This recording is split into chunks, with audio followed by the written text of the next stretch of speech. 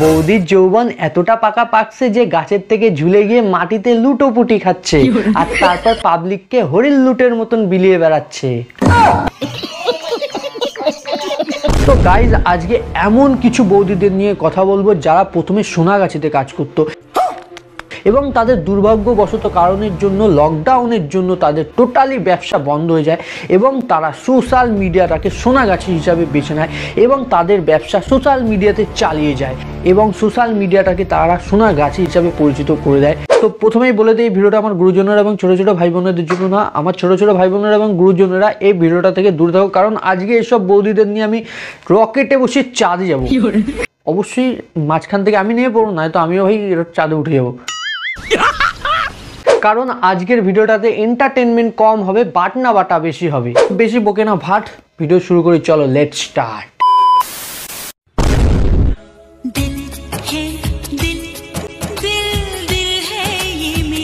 ওটা তোমার দিল?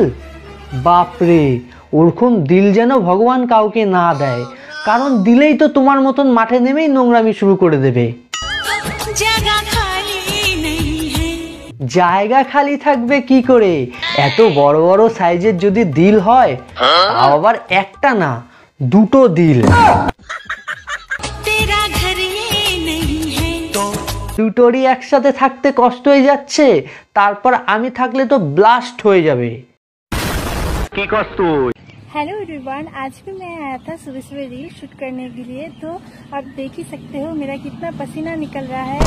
भाभी ने हमारा इतना मेहनत करता है जिसके वजह से पसीना उछल उछल के बाहर निकल गया। সেদিন তোমার কাজ দেখেছি, আজকে তিনজনকে একসঙ্গে দিতে হবে। তাই নাকি? তিনজনকে একসাথে দিতে হবে? দাঁড়াও, রড গরম করে নিয়ে আসছি। তিনজনকে একসাথে পারবো না, একে একে চলো। আমি আগে যাবো। হ্যাঁ চলো।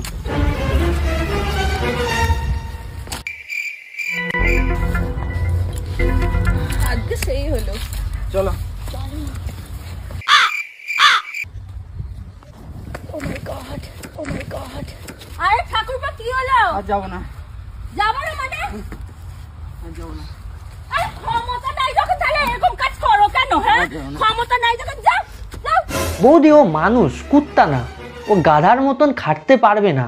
তোমাদের যখন এতই ওকে কুত্তা বানানোর শখ, তাহলে তোমরা আগে যে সেন্টারে কাজ করতে সেখানেই চলে যাও না।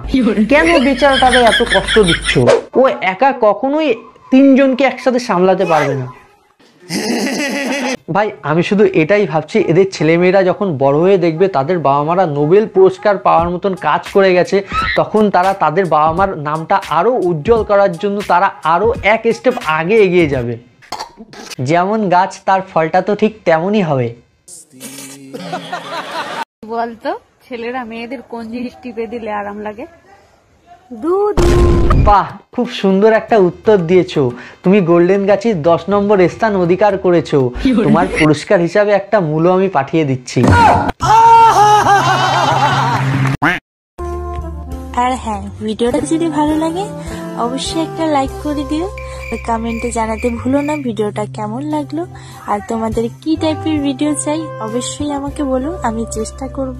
ভাই আজ থেকে কিছু বছর আগে যখন কোনো মহিলা বা কোনো মেয়ে যখন কোনো স্নান করতে যেত, তখন যদি কোনো ছেলে একটু হুকি মেরে দেখতো, ভাই তাহলে সেখানেই তার গোষ্ঠীর ষষ্ঠী পূজা হয়ে যেত। আর এখন নিজেরাই ড্রেস চেঞ্জ আর স্নানের ভিডিও বানিয়ে বলছে ভিডিওটা কেমন হয়েছে কমেন্টস করে জানিও। ও ভাই, अरे रखा देश संकट में है। হ্যাঁ, ইসের মধ্যে ঢুকাই দাও মূলটা। হ্যাঁ দাও তো ঢুকিয়ে, যদি মূলতে শান্তি পায়।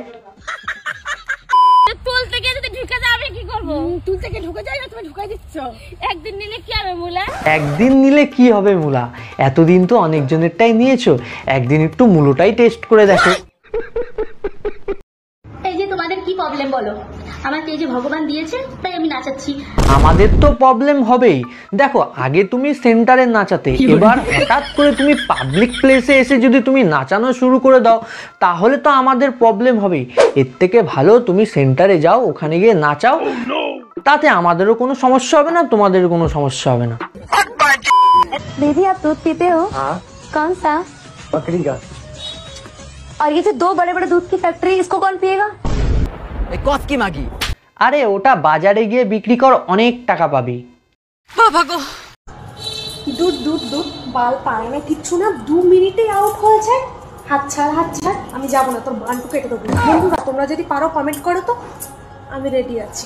হ্যাঁ বন্ধুরা তোমরা কমেন্টস করো তো, আমিও আছলা তল্লাবাস নিয়ে রেডি আছি।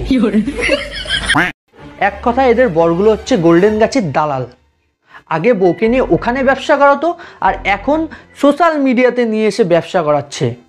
একটা কথা কি জানো তো, এদের স্বামী মা বাবাগুলো যদি একটু ঠিক থাকতো তাহলে হয়তো এরা একটু মানুষ হতো, অমানুষ আর হতো না। কথা কি ক্লিয়ার না ভেজাল আছে? এ প্রিয়াঙ্কা, তোরা তো বড় হয়ে গেল কি করে রে? আরে 12 জনের হাত পড়েছে তাই বড় হয়ে গেছে।